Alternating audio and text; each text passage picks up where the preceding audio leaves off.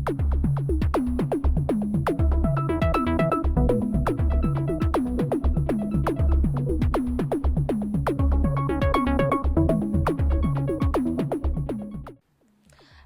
मैं ज्योति वर्मा। एएनटीवी की खास पेशकश में आपका स्वागत है। खबर जो है आपकी नजरों से दूर, भ्रष्टाचार। इस शब्द को सुनते ही आपके दिमाग में सबसे पहला ख्याल शायद यही आता होगा कि अब भारत से भ्रष्टाचार खत्म हो रहा है। और हो भी क्यों ना, आखिरकार हमारी सरकार करप्शन के खिलाफ जो है। तो आइए आज सरकार की भ्रष्टाचार के खिलाफ मुहिम के बारे में आपको कुछ जानकारी देते हैं। दिसंबर 2013 में देश को भ्रष्टाचार मुक्त बनाने वाला लोकपाल कानून बन गया था, लेकिन अब 2017 आ गया और लोकपाल का कोई अता पता नहीं है। यहाँ तक कि अब तो लोकपाल का जिक्र तक कहीं नहीं मिलता। आखिर जिस कानून को बनाने के लिए इतना बड़ा आंदोलन चला, उस कानून के बन जाने के बाद भी लोकपाल क्यों नहीं बना? इस सवाल पर सुप्रीम कोर्ट का फैसला सुरक्षित है। फैसले में ये कहा गया है कि लोकसभा में विपक्ष का नेता नहीं है और बगैर विपक्ष के नेता के लोकपाल की नियुक्ति नहीं हो सकती। तो जाहिर सी बात है कि लोकपाल में संशोधन की आवश्यकता है, लेकिन लोकपाल को छोड़ बाकी सभी कानूनों में संशोधन हो रहे हैं।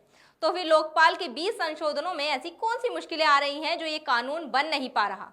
एक तरफ तो सरकार लोकपाल लाना नहीं चाहती और दूसरी तरफ भ्रष्टाचार दूर करने के बड़े बड़े दावे किए जाते हैं। लेकिन इसी बीच सरकार ने वित्त विधेयक में संशोधन कर अपने लिए कॉर्पोरेट चंदे का बढ़िया इंतजाम कर लिया है, क्योंकि इस संशोधन के बाद से अब चुनावी चंदा देने वालों की पहचान गुप्त रखी जा सकेगी। इतना ही नहीं, और भी बहुत सी हैरान कर देने वाली बातें शामिल है संशोधन में। लेकिन इससे पहले जानेंगे कि लोकसभा में संशोधन से पहले चुनावी चंदे के लिए क्या शर्तें थी। कंपनी अपने मुनाफे का केवल 7.5% हिस्सा ही राजनीतिक पार्टियों को चंदे के रूप में दे सकती थी। कंपनी को चंदे की रकम को अपने बही खाते में दिखाना होता था, साथ ही ये भी बताना होता था कि चंदा किस राजनीतिक दल को दिया गया।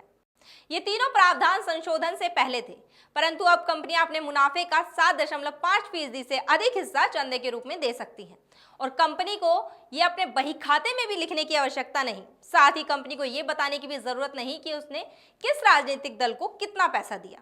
इन प्रावधानों से ये तो साफ हो गया है कि हमारी सरकार कितनी पारदर्शिता चाहती है।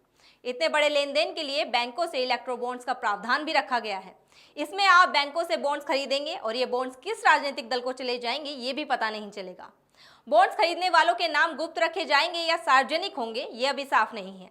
जहां एक तरफ सरकार भ्रष्टाचार को खत्म करने के लिए कैशलेस और डिजिटल इंडिया के साथ साथ सभी प्रकार के लेन देन में आधार और पैन कार्ड अनिवार्य कर रही है, तो वहीं दूसरी तरफ सरकार सभी राजनीतिक पार्टियों के लिए भ्रष्टाचार का बढ़िया इंतजाम कर रही है।